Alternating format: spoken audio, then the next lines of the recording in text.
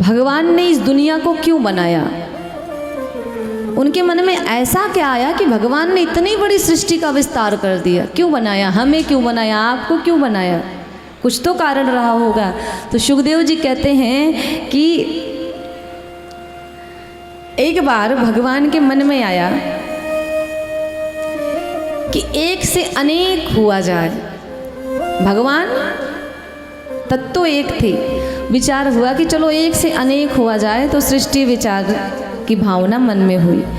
तो भगवान के नाभि कमल से जन्म हुआ ब्रह्मा बाबा का। अब ब्रह्मा बाबा जब प्रकट हुए तो चारों तरफ अपनी मुंडी को घुमाया तो वो हो गए चतुरानन, अर्थात चार मुख वाले। अब ब्रह्मा बाबा उस कमल नाल का अंत ढूंढने लगे कि इस कमल का जन्म कहाँ से हुआ, मैं प्रकट कहाँ से हुआ। बड़ा प्रयास किया, भगवान का अंत उन्हें नहीं मिला। जब बड़े परेशान हुए तो आकाशवाणी हुई, और आकाशवाणी में दो शब्द ब्रह्मा जी को सुनाई पड़े, ता और पा, अर्थात तप करिए। ब्रह्मा बाबा ने तप किया। ब्रह्मा बाबा की तपस्या से प्रसन्न होकर के भगवान नारायण प्रकट भये, और ब्रह्मा बाबा को भगवान नारायण ने चतुर्श्लोकी भागवत का ज्ञान दिया। अब इस श्लोकों में आत्म तत्व का वर्णन है, माया का वर्णन है, जगत का वर्णन है, जिज्ञासु का वर्णन है, जिसे हम चतुर्श्लोकी भागवत के नाम से जानते हैं। अब इस ज्ञान को प्राप्त करके ब्रह्मा बाबा ने सृष्टि विस्तार करना शुरू किया। सबसे पहले ब्रह्मा बाबा ने 4 पुत्रों को जन्म दिया मन से। कौन? सनक, सनंदन, सनातन, सनत कुमार।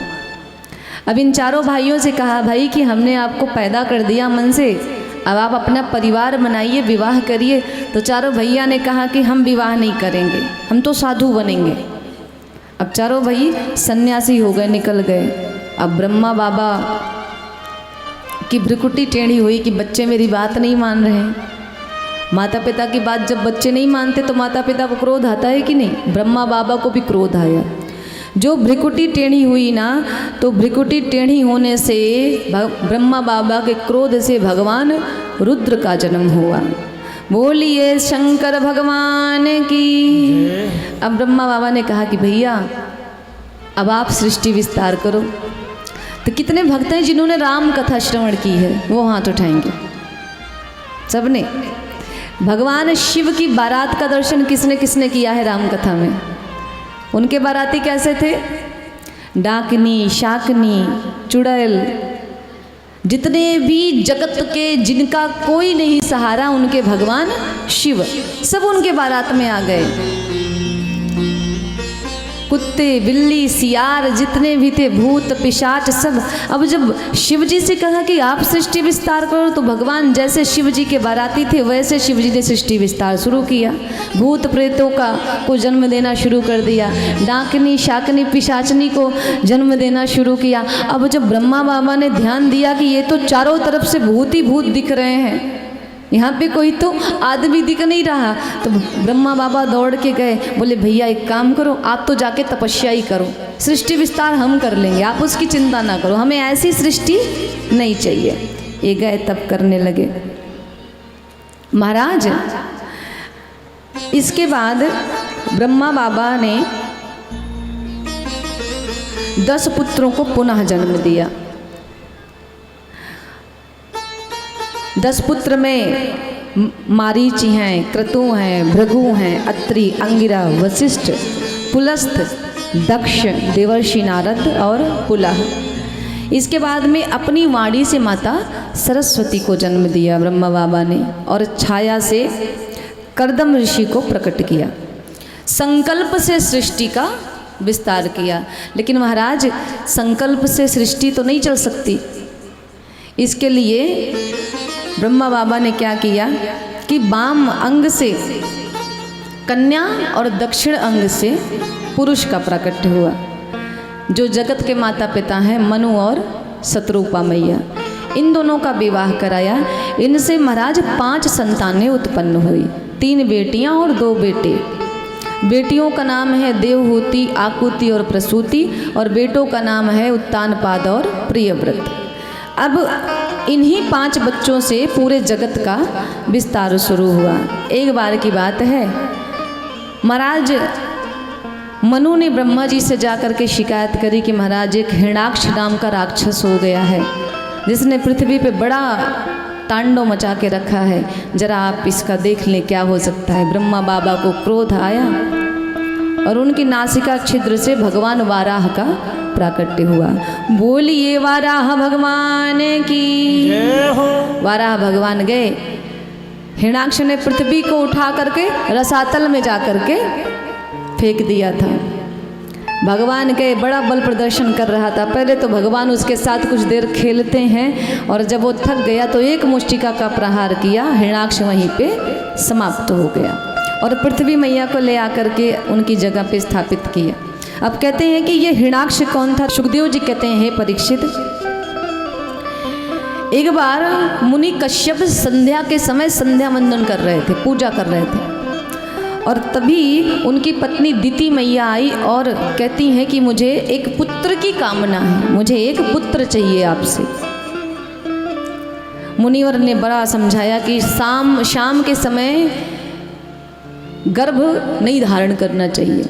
यदि शाम के समय आप गर्भ धारण करते हो तो आपको दैत्य ही जन्म लेगा, देवता का जन्म नहीं होने वाला। संध्या के समय 4 कार्य वर्जित हैं। मैं तो कहती हूँ कि संध्या के समय, शाम के समय कोई काम ही नहीं करना चाहिए। पहला काम, सोना नहीं चाहिए।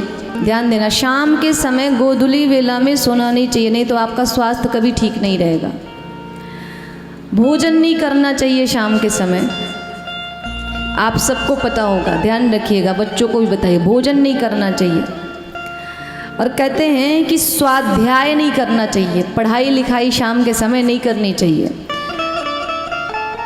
और कहते हैं संतति नहीं करनी चाहिए। गर्भ, जो स्त्रियां, कहते हैं हमारा शास्त्र कहता है कि यदि शाम संध्या समय में, संध्या वेला में कोई स्त्री गर्भ से होती है तो उसके गर्भ से दैत्य ही पैदा होगा, सुंदर स्वभाव की संतान नहीं पैदा होने वाली। नहीं मानती हैं और अंत में ऋषिवर ने उनके मनोरथ को पूर्ण किया। बाद में उन्हें अपनी भूल का पश्चाताप हुआ तो ऋषिवर ने कहा, अब तो कुछ नहीं हो सकता देवी, अब तो तुम्हारे गर्भ से दैत्य ही जन्म लेंगे। महाराज 100 वर्षों तक दिति मैया ने अपने गर्भ को धारण करके रखा, बच्चों को अपने जन्म ही नहीं दे रही थी। 100 वर्ष बीत गए। ऋषिवर आए और कहा कि आप अपने बच्चों को जन्म दीजिए। आपके जो ये 2 बालक होंगे ना, 2 बेटे होंगे। कौन? हिरणाक्ष और हिरण्यकश्यपु। और ये दोनों इतने बड़े दैत्य होंगे कि इनका वध करने के लिए, इनको मुक्ति देने के लिए भगवान को आना पड़ेगा, इसलिए आप इनको पृथ्वी पे जन्म दीजिए।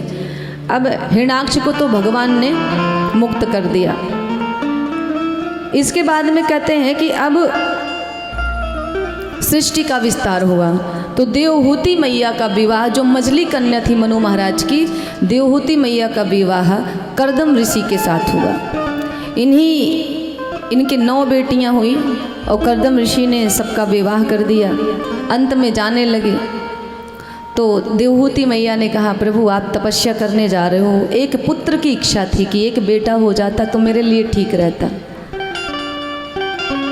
माताओं की इच्छा होती है कि भाई एक बेटा हो जाएगा तो मेरे कुल का दीपक बना रहेगा।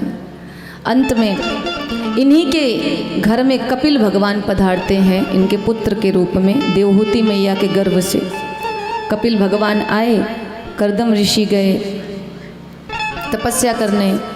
आज एक पुत्र अपनी माता को बिठा करके उपदेश दे रहा है, कथा सुना रहा है, ज्ञान दे रहा है। एक दिन देवहूति मैया और कपिल भगवान बैठे और बैठ करके देवहूति मैया के मन में कई प्रश्न थे, उन्होंने अपने पुत्र कपिल भगवान से करना शुरू किए, क्योंकि कपिल भगवान साक्षात भगवान के अवतार थे। देवहूति मैया ने कहा कि हे पुत्र, मैंने अपने जीवन में बहुत सुख भोगे हैं, लेकिन इन सुखों से मुझे वैराग्य क्यों नहीं होता, मेरी इच्छाएं क्यों नहीं समाप्त हो रही हैं। ऐसी कोई इच्छा नहीं जो मेरी इच्छा पूरी ना हुई हो, ऐसा कोई सुख नहीं जो मैंने ना भोगा हो, लेकिन पुत्र मेरे मन में शांति नहीं है। ये इच्छाएं हैं कि बढ़ती जा रही हैं, बढ़ती जा रही हैं। तृष्णा मरय न मन मरय, मरी मरी जाय शरीर। इन तृष्णाओं का कभी अंत नहीं होता। आपकी एक इच्छा पूरी होगी ना तो फिर तुरंत दूसरी इच्छा जन्म लेगी हृदय में, फिर आप उसके लिए भटकोगे। तो इन इच्छाओं का कोई, मन का तो कभी पेट भरता ही नहीं महाराज। मैया पूछती हैं तो कपिल भगवान कहते हैं कि देखो इच्छाओं का तो कभी अंत नहीं हो सकता, लेकिन इसी मन में जिसका पेट कभी नहीं भरता, यदि इसी मन में हम ठाकुर का चिंतन करें, गोपाल का चिंतन करें, कन्हैया का चिंतन करें, तो जिस दिन से हम उनका चिंतन करना शुरू कर देंगे ना, उस दिन से वो स्वयं ही हमें परम शांति प्रदान करना शुरू कर देंगे। इच्छाएं कब समाप्त होंगी? जब आपके मन में संतोष होगा। बिना संतोष के यदि आप जीवन जी रहे हो तो अपने इन इच्छाओं से कभी भी मुक्ति नहीं पा सकते। और इसलिए हमेशा भगवान से एक ही प्रार्थना करो कि आपने जितना दिया, जो कुछ दिया, बहुत दिया है मालिक, मैं इसी में खुश हूँ।